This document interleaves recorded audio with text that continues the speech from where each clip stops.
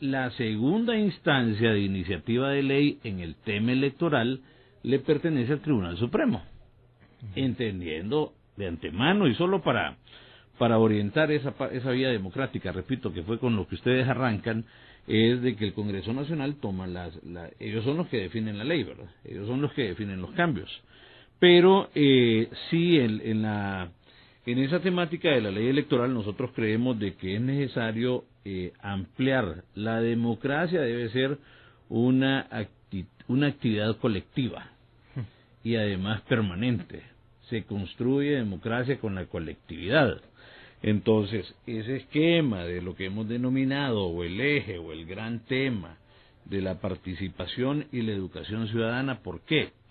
Encontramos que 1.600.000, hablando en números enteros, del Censo Nacional Electoral, la convocatoria fue 4.6 millones. 1.600.000 está compuesto por jóvenes de 18 a 30 años. En las investigaciones que nosotros hacemos, producto de los resultados electorales, todos esperaríamos decir, sí, que los jóvenes son los que votan. Honduras es un país joven, los jóvenes son los que votan, pero nos sorprende encontrar que 51% de esos jóvenes no fueron a votar, votó el 49%. A medida usted va subiendo el rango, obviamente mejora la participación y habrán N cantidad de aspectos por los cuales, o de supuestos, por los cuales podríamos especificar, estos no votaron por esto y estos votan por otro punto. Mientras mayor es la gente, mayor participación es. Es correcto. Entonces, ¿a qué nos da? Nos lleva al tema de esto, de tenemos que empezar a hacer una educación ciudadana.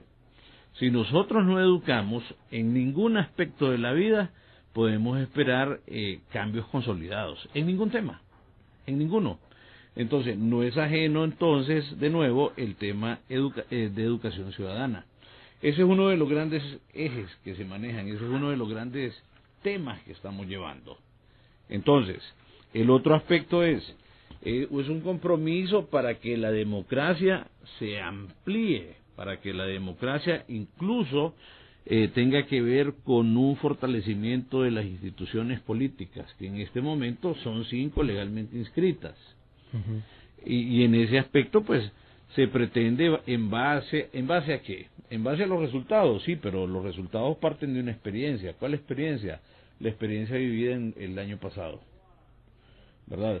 Cuando decimos lo del fortalecimiento financiero es porque no queremos que como tribunal lleguemos a la mitad del año y de un presupuesto ya estimado para elecciones, apenas haya un 3% de desembolsos. No podemos jugar con el aspecto democrático y tampoco le podemos dejar 100% de confianza a la voluntad o no voluntad del Ejecutivo. Sí. El otro aspecto es, esa experiencia nos da a nosotros la validez de ser, o más bien la oportunidad de ser interlocutores en el tema electoral, interlocutores válidos, porque hay una experiencia. Fíjese que en este tema planteamos el tema de las reformas a nuestra comunidad de Facebook y muchas personas hablaban de replanteamientos casi que drásticos o básicos del sistema, más que al tema de participación o al tema de tal, que justo es lo que sigue el camino. Ellos hablaban tal vez de una forma un poco más radical, será, no sé, del tema de los distritos. Incluso alguien relacionado con el maestro Ramos, por cierto, mencionaba la posibilidad de candidaturas independientes para diputaciones. O sea, eso ya es llevar el sistema a un nivel de desarrollo. O sea, ¿qué tanto estamos en la oportunidad para hacer ese tipo de cambios o nos conviene mejor ahondar en la continuidad? Mire, por práctica se dieron algunas situaciones el año pasado. Las candidaturas independientes fueron 17, las finalmente inscritas. Hubo una candidatura para el área, para la parte presidencial y que se retiró al final, pero cuando llegaron era un grado escéptico, pues, y no vamos a pasar, no vamos a aprobarlo. Y el pleno de magistrados propietarios y su suplente, el compromiso era que si se reunían los requisitos, ¿cuál era el problema para participar? Entonces, por eso le digo que la experiencia le da al tribunal el ser un interlocutor válido en este proceso. El tema de los distritos electorales, ese es otro tema que sale estrictamente, dije en un momento anterior, de el Congreso Nacional. A nosotros como Tribunal Supremo Electoral nos corresponde estudiar el tema, porque podemos dar una opinión. Y casi que el tiempo una vez más se nos ha echado encima.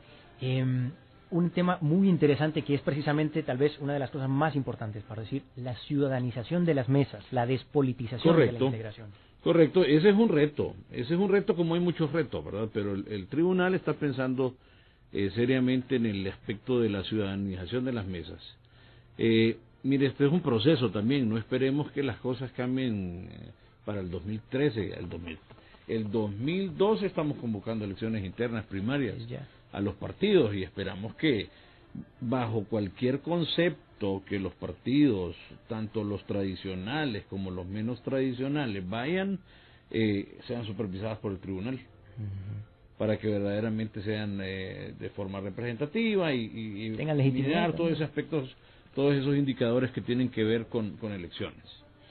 Y en ese proceso, entonces, el punto es que el tribunal pueda insertarse y pueda coordinar, y repito, y será un proceso, pero recuperar si puedo llamar la palabra, recuperar entre comillas, la mesa, para que vayan las personas, los ciudadanos, a ejercer una labor ciudadana.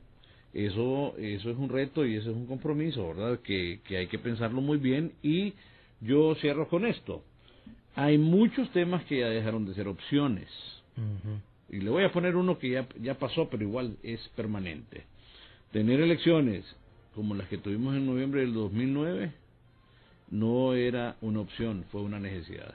Y eso así, hay N temas o varios temas que se convierten en la necesidad, y todos los sectores que conformamos la ciudadanía hondureña tenemos que dar nuestro aporte. Necesitamos otra media hora, señor Gómez, para poder seguir con esta interesante entrevista y para que nos pueda seguir ampliando sobre estos temas. Lo podremos ver en alguna otra emisión de Orientación Democrática, ojalá que así sea.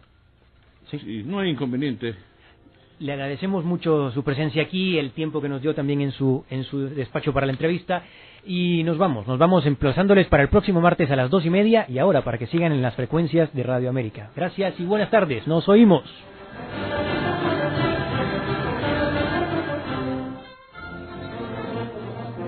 Orientación Democrática es un proyecto institucional del Área de Gobernabilidad y Democracia de COFIDE, producido en Honduras el año 2010.